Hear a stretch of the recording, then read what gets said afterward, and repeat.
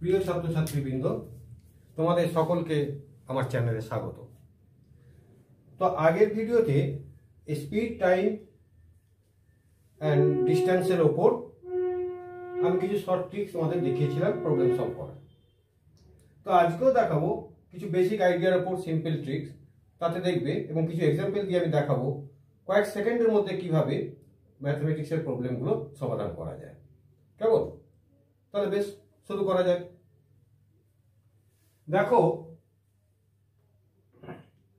ধরো একটা train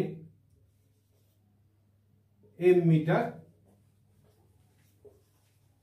long এবং সে যাচ্ছে এক্স কিলোমিটার পার আওয়ারে। এম মিটার লং একটা ট্রেন এক্স কিলোমিটার পার আওয়ারে যাচ্ছে। তাহলে সে একটা পোস্টকে, ধরো একটা ল্যাম্পপোস্টকে সে ক্রস করবে কত সময়, অর্থাৎ তার টাইমটা আমার দরকার। সে কত সময় এই ল্যাম্পপোস্টটাকে ক্রস করে যাবে। ফার্দার সে একটা, এই ল্যাম্পপোস্টটার কোনো লেন্থ নেই। এবার দেখো একটা প্ল্যাটফর্ম, সাপোজ ধরো প্ল্যাটফর্মটা এন মিটার লং, এটাকে ক্রস করে যাবে। এই দুটোকে ক্রস করবে, তার টাইমটা কত লাগবে। তো প্রথমে দেখি ল্যাম্পপোস্টকে ক্রস করার ফর্মুলা কি হবে। ল্যাম্পপোস্টে ক্রস করার অর্থ ভালো করে দেখে নাও। ল্যাম্পপোস্টে ক্রস করার অর্থ, এই ট্রেনটার ফার্স্ট বগিটা এই জায়গায় যাবে, এই জায়গায় যাবে, যাওয়ার পর ক্রস করে যাচ্ছে। ফার্স্ট বগিটা এই জায়গায় চলে এলো, লাস্ট বগিটা এই জায়গা থেকে পেরিয়ে গেল, দ্যাট ইজ ক্রস। তার মানে ট্রেনটা তার নিজেরই ডিস্টেন্সটা ক্রস করছে, অর্থাৎ এম কত স্পিডে ক্রস করছে না, এক্স কিলোমিটার পার আওয়ার। তাহলে টাইমটা তার লাগবে কত, এম বাই এক্স। ক্লিয়ার? একটা ল্যাম্পপোস্ট ক্রস করে গেল। সেরকম ভাবে একটা ধরো প্ল্যাটফর্ম এ, সেটাকে ক্রস করবে। তার মানে এরকম জায়গায় ট্রেনটা যাবে। এম মিটার লং ট্রেন, এই জায়গায় তার ফার্স্ট বগি, এই জায়গায় তার লাস্ট বগি, সবাই প্ল্যাটফর্মটা ক্রস করেছে। তার মানে সে ক্রস করলো, এইখানে তার ক্রসিং করা শুরু হয়েছিল, যখন সে এইখানে চলে গেল, ফার্স্ট বগিটা এই জায়গা থেকে এই জায়গায় চলে গেল, লাস্ট বগিটা এরকম একটা কোনো জায়গা থেকে এই জায়গায় চলে গেল, তাহলে সে ক্রস করে ফেললো। তাহলে সে পাস করলো, কতটা জায়গা সে ক্রস করলো অ্যাকচুয়ালি না, এই এন মিটার, অর্থাৎ সে ক্রস করলো প্ল্যাটফর্মের দৈর্ঘ্য এন প্লাস নিজের দৈর্ঘ্য এম, কত বেগে না এক্স কিমি বেগে, তাহলে এক্স কিলোমিটার বেগ। তাহলে এটা হলো তার ল্যাম্পপোস্টের ক্ষেত্রে এবং এটা হলো তার প্ল্যাটফর্মের ক্ষেত্রে টেকেন টাইম। ক্লিয়ার? বেশ, এবার আমি একটা এক্সাম্পল দিচ্ছি, দেখো কত সহজে করে দেওয়া যায়।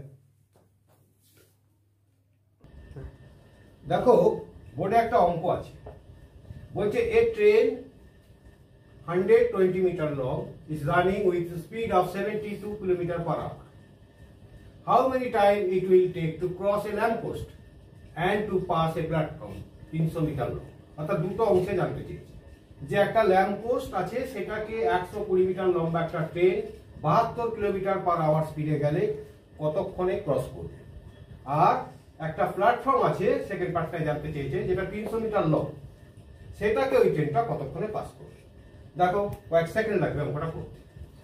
120 মিটার লং ট্রেনটাকে ল্যাম্পপোস্ট পাস করার ফর্মুলা হচ্ছে ট্রেনের দৈর্ঘ্য বাই ট্রেনের গতিবেগ হচ্ছে 72 কিলোমিটার পার আওয়ার। তার মানে একে 5 এর 18 দিয়ে গুণ করে দেবো, মিটার পার সেকেন্ড হয়ে যাবে। যেহেতু এটা মিটার, যেহেতু মিটার, এটাকে আমি মিটার পার সেকেন্ড করে ফেলবো। তাহলে সমান 4 4 5 20 6 সেকেন্ড। তাহলে অপশন দেওয়া আছে 8 second, 6 second, 10 second, 4 second. That is 6 second হচ্ছে right answer. Clear? 6 second right answer হয়ে গেল। পরের অঙ্কটা দেখো, একটা ল্যাম্পপোস্টকে এটা ক্রস করেছে এই টাইম, তার ল্যাম্পপোস্ট ক্রস করলে এই টাইমটা লাগে। এখানে ক্রস করছে হচ্ছে কি না, একটা প্ল্যাটফর্মকে। তাহলে প্ল্যাটফর্মের দৈর্ঘ্যটা কত বলেছে 300।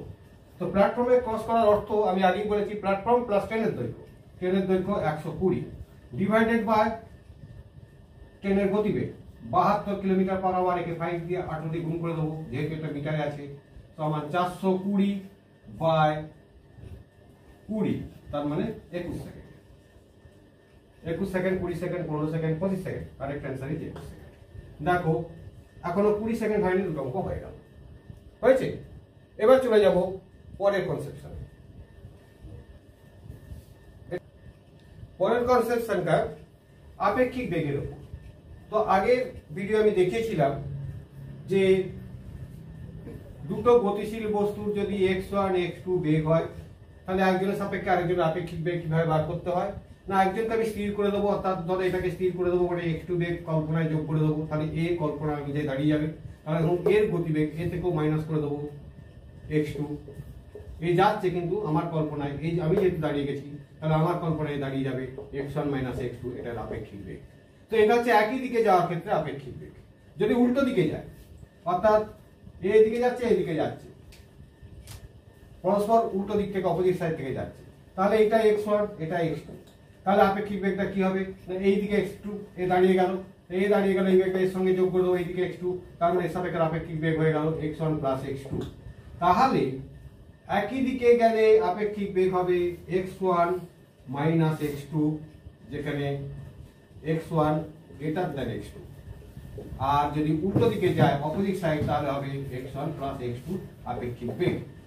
এই আপেক্ষিক বেগ নিয়ে পরস্পরকে দুটো ট্রেন যদি উল্টো দিক থেকে আসে বা একই দিক থেকে যায়, পরস্পরকে ক্রস করতে পারবে। তাহলে সেই ক্রসিং টাইমটা আমরা দেখব। দেখো দুটো ট্রেন, একজনের m1 ধরো লং, আর একজন ধরো m2 লং। একজনের স্পিড x1 কিমি পার আওয়ার, এটা ধরো m1 মিটার, এটা ধরো m2 metre long. x1 per hour, এটা হচ্ছে x2 কিমি পার আওয়ার, দুটো আপেক্ষিক বেগ। তাহলে যদি এই দুটো ট্রেন m1 লম্বা এবং m2 লম্বা, m1 এবং m2 এই দুটো ট্রেন পরস্পরকে সেম দিক থেকে সেম সাইড ক্রস করে, তাহলে তার টাইম লাগবে কি না m1 প্লাস m2 দুটো ট্রেনের যোগফল divided by x1 minus x2, কারণ আমি বলেছি একই দিক থেকে গেলে আপেক্ষিক বেগ হবে x1 মাইনাস x2। ক্লিয়ার? দ্বিতীয় ক্ষেত্রে কি হবে? যদি অপোজিট ডিরেকশনে তারা পরস্পরকে ক্রস করে m1 m2, তাহলে তাদের ক্রসিং টাইমটা হবে m1 plus m2 divided by x1 plus x2। এই দুটো গুরুত্বপূর্ণ ফর্মুলা তোমাদের মনে রাখতে হবে। এর উপর দিয়ে প্রচুর অঙ্ক হবে, এবং এর উপর দিয়ে এই কখন কোথায় মিলিত হবে, কোথায় গিয়ে আবার ছেড়ে চলে যাবে, ক্রসিং করার পর আরেকটা প্ল্যাটফর্মে ক্রস করবে কত, সব এইসব দিয়ে হয়ে যাবে। তাহলে মনে রাখতে হবে সেম সাইড থেকে ক্রস করলে দুটো টাইম লাগবে m1 plus m2 x1 minus x2। আর যদি ক্রস করে cross time in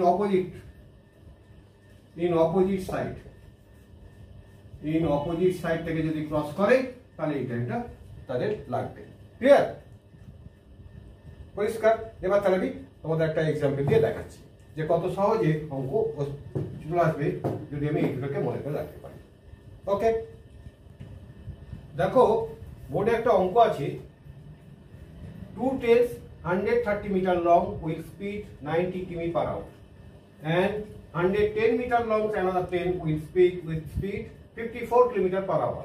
It crosses each other from opposite side and from same side. Find the crossing time. Crossing time টা কার কার চেয়েছে? from same side cross হলে কত টাইমটা চেয়েছে, আর opposite side থেকে cross করলে তাদের কত টাইম লাগবে, এই দুটো অপশন চেয়েছে। তারা অপশনগুলো দিয়ে দিয়েছে। তাহলে দেখো আমি আগেই শিখিয়েছি যে দুটো ট্রেন যখন পরস্পর সেম সাইড থেকে ক্রস করে, তাহলে তাদের ক্রসিং টাইমটা হবে দুটো ট্রেনের যোগফল, অর্থাৎ 130 মিটার লং এবং 110 মিটার লং। তাহলে 130 প্লাস 110 ডিভাইডেড বাই কি বলেছি আমি, না এর সেম সাইড থেকে যোগ করছে মানে x1 minus x2, same side থেকে যোগ করছে। তাহলে এইটা হবে x1 আর 90, আর এটা হচ্ছে 54 স্পিড, দুটো স্পিডের বিয়োগফল। তাহলে 90 মাইনাস 54, এটা হচ্ছে সেম সাইড থেকে যদি করে, তাহলে কত হচ্ছে 240 বাই 90 মাইনাস 54, এটা কিলোমিটার পার আওয়ারে আছে। তাহলে এইটাকে আমি, এটা আছে কিলোমিটার পার আওয়ার, এটা হচ্ছে শুধু মিটারে, তাহলে এইটাকে কত হচ্ছে 36। 36টাকে আমি 5-18 দিয়ে গুণ করলে মিটারে চলে গেল, তাহলে 2-10 তাহলে 24, that is 24 second same side থেকে ক্রস করলে। অপশন দেওয়া আছে 20 second, 25 second, 15 second, 24 second, that is 24 second. হয়ে গেল। সেকেন্ড অঙ্কে চলে আসো। সেকেন্ড অঙ্কে দেখাচ্ছে অপোজিট সাইড থেকে। তো অপোজিট সাইড থেকে এই যোগফলটা দুটো ট্রেনের যোগফল, দৈর্ঘ্যের 130 প্লাস 110, দুটো ট্রেনের যোগফল ডিভাইডেড বাই অপোজিট সাইড থেকে করলে এই দুটো অর্থাৎ কিলোমিটার কিলোমিটার এই যে দুটো স্পিডের যোগফল, তাহলে 90 প্লাস 54, আমি একবার মুখে মুখে করে দিচ্ছি, 90 প্লাস 54, তাহলে এই দুটো যোগ করলে হচ্ছে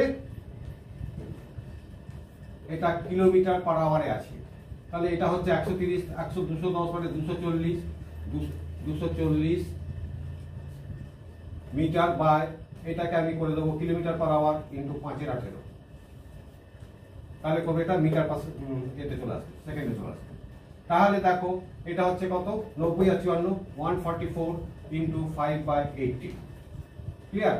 তাহলে এটা হলো কত 8 অর্থাৎ 40 কে 240 তাহলে 6, দ্যাট ইজ 6 সেকেন্ড।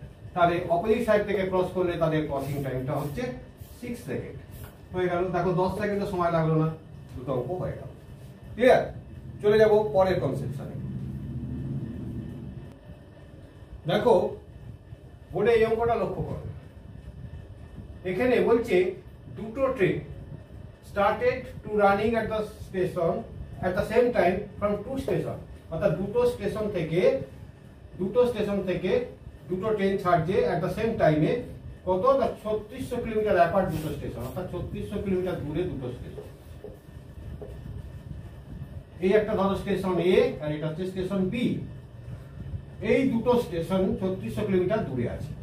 তো এখান থেকে দুটো ট্রেন ছাড়ছে, একটা হচ্ছে কি ছাড়ছে ইন অপোজিট ডিরেকশন, উল্টো দিকে, অর্থাৎ একটা ট্রেন এই দিক থেকে এইদিকে ছাড়ছে, একটা ট্রেন বি স্টেশন থেকে এর দিকে ছাড়ছে, একটা এ থেকে বি এর দিকে যাচ্ছে, একই সময় ছাড়ছে।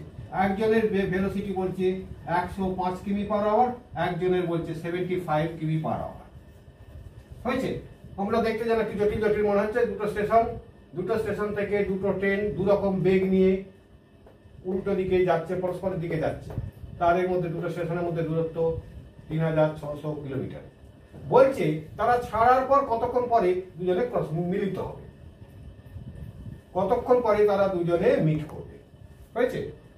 তো আমরা ভাবতে সময় কিন্তু এখানে ভাবার কিছু নেই। দেখো আমি এই ট্রেনটা ধরো আপেক্ষিক বেগ বার করব, তাহলে এই ট্রেনটার সঙ্গে এর উল্টো দিকে 75 এটাকে 0 করে দেবো, 0 করে দেওয়া মানে এটা 75 কিলোমিটার বেগ। কিংবা এইটাকে ধরো 105 কিলোমিটারটাকে আমি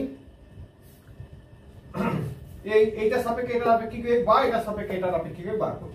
এই দুটো যেহেতু ক্রস করছে, উল্টো দিকে অপোজিট সাইড থেকে ক্রস করছে, তাহলে এদের আপেক্ষিক বেগ পরস্পরের সাপেক্ষে হচ্ছে দুটো বেগের যোগফল, তার মানে 105 প্লাস 75, তার মানে 180 কিমি পার আওয়ার আপেক্ষিক বেগ। তাহলে এই আরে তারা যদি পরস্পরকে ক্রস করে কখন মিট করবে, তাহলে মিটিং টাইমটা হচ্ছে কত না, টোটাল রাস্তা হচ্ছে 3600, একটা ট্রেন দাঁড়িয়ে গেছে, তাহলে একেই 3600 এই বেগ নিয়ে কভার করতে হবে, 180 কিলোমিটার পার আওয়ার বেগ নিয়ে কভার করতে হবে, তাহলে 3600 ডিভাইডেড বাই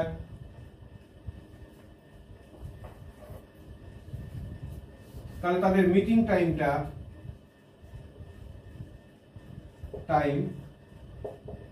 কত না 3600/180, তাহলে মিটিং টাইমটা কত, এটাও কিলোমিটার পার আওয়ার, এটাও কিলোমিটার, তাহলে এটা ক্রস করে দিলাম, তাহলে 20 আওয়ার, অর্থাৎ 20 ঘন্টা পরে তারা পরস্পরকে মিট করবে। 15 অপশন দিয়ে আছে, 15 hour, 25 hour, 20 hour, 15 hour, that is এটা 20 আওয়ার। ব্যাপারটা বুঝতে পারলে? মোট রাস্তা 3600 কিলোমিটার, দুটো ট্রেন পরস্পরের দিকে যাচ্ছে, তাহলে ক্রস করা মানে ক্রস করবে, তাহলে একজনকে স্থির করে আর একজনের আপেক্ষিক বেগ, বা একে স্থির করে এর আপেক্ষিক বেগ, বা একে স্থির করে এর আপেক্ষিক বেগ। তো যেহেতু দুটো উল্টো দিক থেকে আসছে, দুজনের পরস্পরের সাপেক্ষে আপেক্ষিক বেগ হবে, দুটো যোগ করবে 180 কিলোমিটার পার আওয়ার। ক্লিয়ার? এটা হচ্ছে রিলেটিভ ভেলোসিটি ইচ আদার। এই তাহলে ভেলোসিটি নিয়ে একজন দাঁড়িয়ে গেছে, আর একজনকে যদি আমি চালিয়ে আনি এই ভেলোসিটিটা নিয়ে, কাল্পনিক ভেলোসিটিটা নিয়ে, তাহলে সে এখানে এতটা রাস্তা কভার করলেই মিট হয়ে যাবে। তো সেইটা কভার করতে তার সময় লাগবে 306,000, এই পথটা কভার করছে, এই আপেক্ষিক বেগ নিয়ে 180, তাহলে 20 ঘন্টা সময় লাগছে, অর্থাৎ 20 ঘন্টা পরে তারা মিট করে নেবে। এবার দেখো এই অঙ্ক থেকে ঘুরিয়ে আর একটা প্রশ্ন তোমাদের করতে পারে, ধরো এটা দিল না, আর একটা প্রশ্ন দিল যে বি স্টেশন থেকে কত দূরে ট্রেনটা মিট করবে। বি স্টেশন থেকে যে ট্রেনটা ছেড়েছিল 75 কিলোমিটার পার আওয়ার, সে কত দূরে গিয়ে মিট করবে। তাহলে সে 20 ঘন্টা তো এসেছে, সে রিলেটিভ ভেলোসিটি 108 আমি ধরে নিচ্ছি, কিন্তু তার তো অ্যাকচুয়ালি ভেলোসিটিটা 75, তাহলে তার সে অতিক্রম করেছে 75 ইন্টু 20, তার মানে 1500 কিলোমিটার। অর্থাৎ এই দূরত্বে গিয়ে 1500 দূরত্বে গিয়ে সে মিট করেছে, হয়েছে। তাহলে ঘটনাটা অ্যাকচুয়ালি ঘটেছে, সে কিন্তু 1500 কিলোমিটার দূরে এসে মিট করেছে, কিন্তু আমার রিলেটিভ ভেলোসিটি দিয়ে আমি সময়টা যেহেতু চেয়েছি আমি 20 ঘন্টাটাকে বার করে নিলাম। এবার এ 20 ঘন্টা এসেছে, এবার একেও যদি বলে এ কত দূরে মিট করেছে, একই ব্যাপার 105 ইন্টু 20, এ তো এই পথেই যাচ্ছে, এই গতিবেগ নিয়ে যাচ্ছে। আপেক্ষিক ভেলোসিটিতে একটা জিনিস মনে রাখবে, সেটা কারো প্রকৃত গতিবেগ নয়, তারা যাচ্ছে তাদের মতো।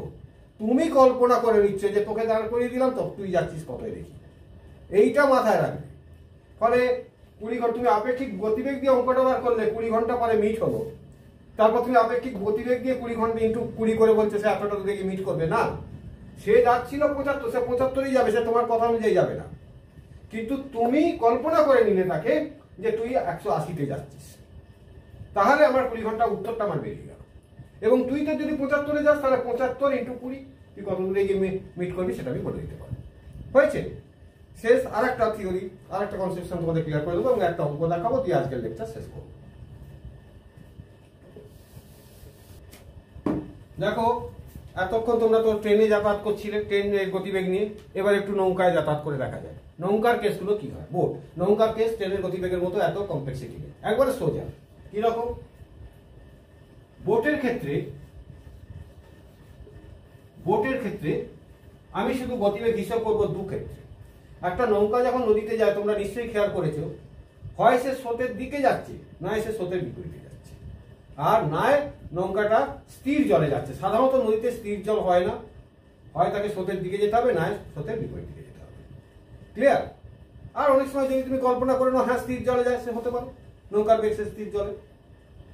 পুকুরে তুমি যদি নৌকা চালাও তো জল তো স্থিরই থাকবে, হয়েছে।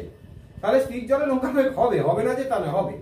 কিন্তু সাধারণত নদীতে নৌকা চালানোর ক্ষেত্রে আমরা হিসাব করবো স্রোতের দিকে এবং স্রোতের বিপরীতে।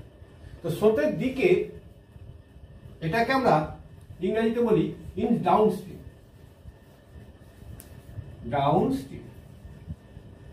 আর স্রোতের উল্টো দিকে অর্থাৎ প্রতিকূলে এটাকে আমরা বলবো ইন আপস্ট্রিম।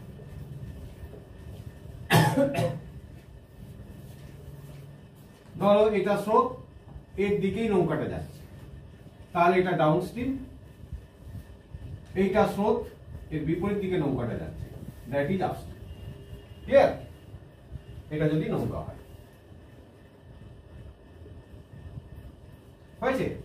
এবার দেখো আমাদের কি কি কোয়ান্টিটি গুলো জানতে হবে।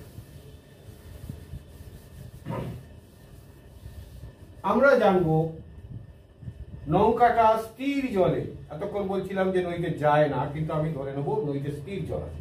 স্থির জলে নৌকার গতিবেগ ধরে নিলাম x কিমি পার আওয়ার, এবং স্রোতে স্ট্রিম বা কারেন্ট বা স্ট্রিম এর ভেলোসিটি ধরে নিলাম, এর ভেলোসিটি এটা হচ্ছে নৌকার ভেলোসিটি x কিমি পার আওয়ার, এর ভেলোসিটি ধরে নিলাম y কিমি পার আওয়ার। ক্লিয়ার?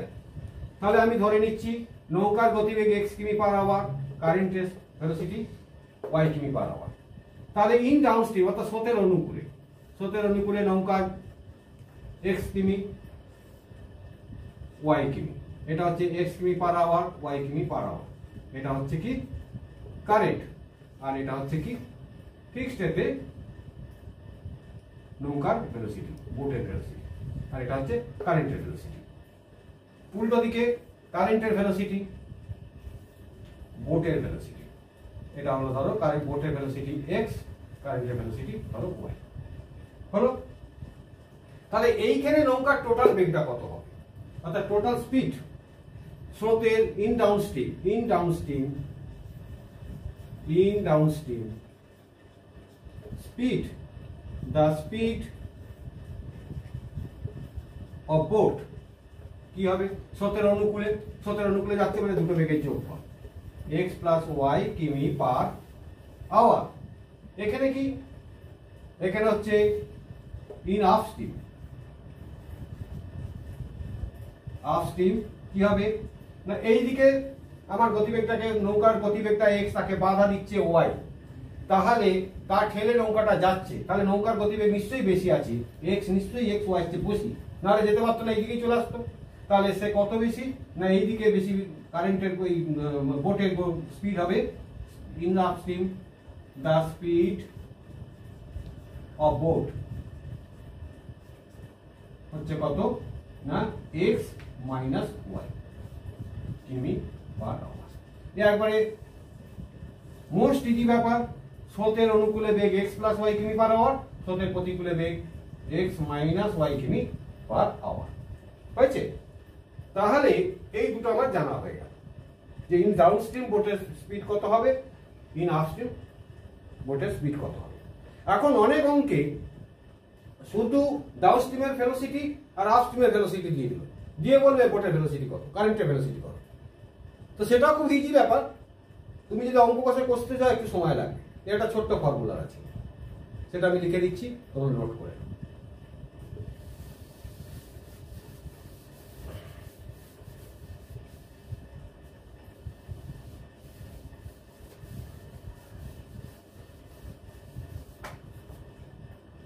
আমি এখানে লিখছি speed in downstream, speed of boat in downstream কি হচ্ছে x plus y, speed of boat in upstream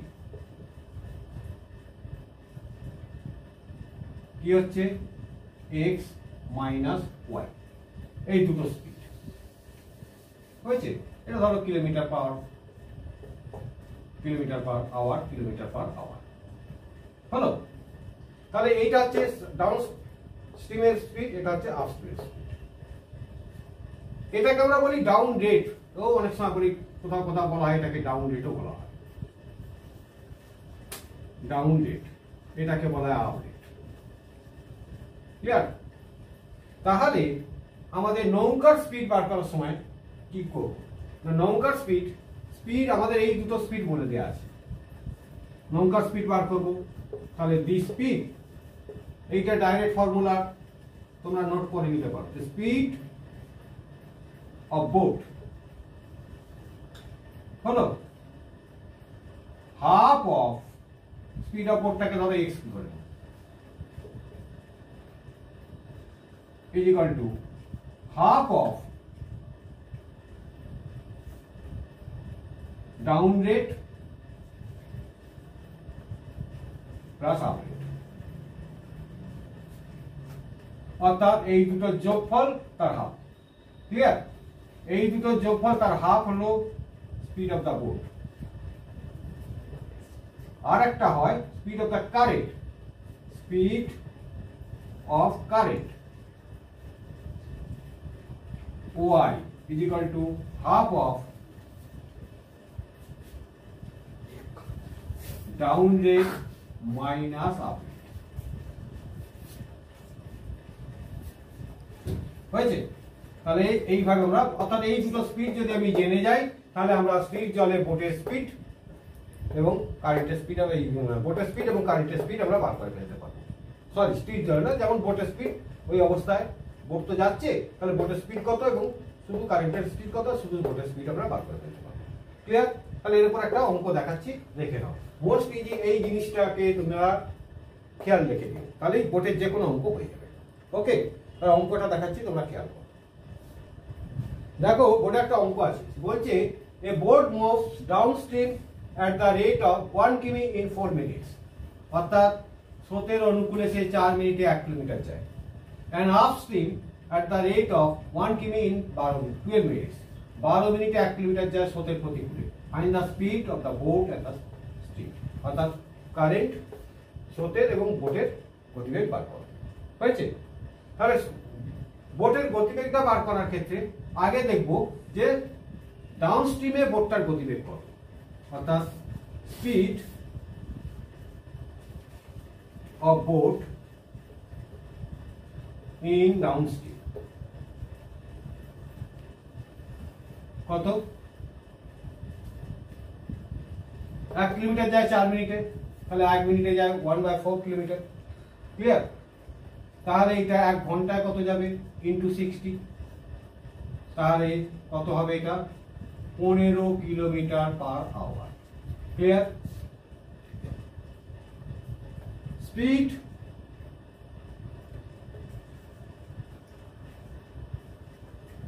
of stream বা current, speed of current in upstream,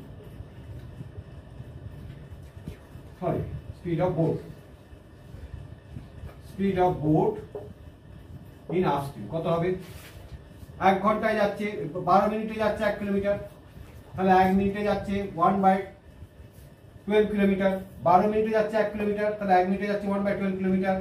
1 ঘন্টায় যাবে ইন্টু 60 সমান 5 কিলোমিটার পার আওয়ার। তাহলে আমি বোটটার ডাউনস্ট্রিম রেট এবং আপস্ট্রিম রেট অর্থাৎ ডাউন রেট এবং আপ রেট এই দুটো জেনে গেল।